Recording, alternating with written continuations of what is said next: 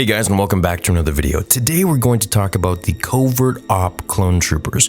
Now these were the guys that I believe we saw in the Bad Batch episode 7.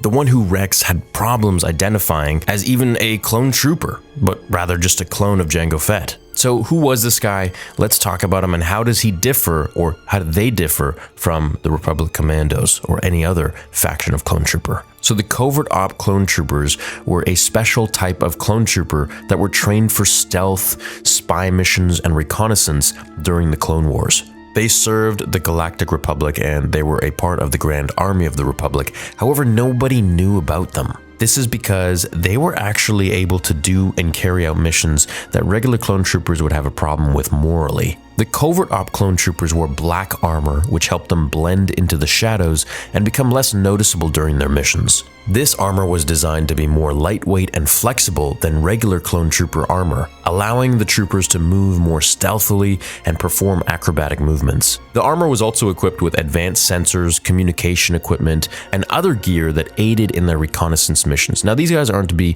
confused with, what I like to think of as SEAL Team 6 in Star Wars, which is the Republic Commandos. However, these guys are more so like ninjas. They were elite troopers, but they were highly trained in the art of stealth, reconnaissance, and infiltration. They were able to use wide ranges of weapons, including blasters, knives, explosives, and they were often sent on missions behind enemy lines to gather intelligence and disrupt enemy operations. Now, we don't see them much because, well, they're not really the most morally sound clone troopers, and they were completely off the record. That being said, they were very crucial in the role of the Clone Wars, performing dangerous and very important missions that helped the Republic achieve victory. Now, Republic Commandos, on the other hand, were an elite special force unit made up of clone troopers who were trained for more demanding missions, such as direct action and unconventional warfare. They were highly skilled in combat and were often used for very high-risk operations, such as all of the missions that we see in the Republic Commando game. So we could deduce that Covert Op Clone Troopers were focused on stealth and intelligence, while Republic Commandos were trained for direct action to more complex military operations, right? So these guys were like, the stealth fighters, whereas Republic Commandos were like SEAL Team 6.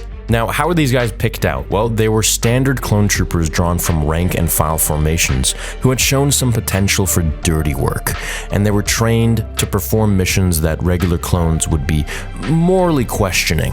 So these guys didn't really question all that much. That doesn't mean they were rogue. It just means that they didn't really question the missions that they were given, and we could almost call them as even more patriotic, let's say, than a regular clone trooper who would maybe question some things, such as, for example, Cody questioning why some clones aren't obeying Order 66. These guys were like die-hard clone trooper obeying orders. If good soldiers follow orders, these guys are the best soldiers.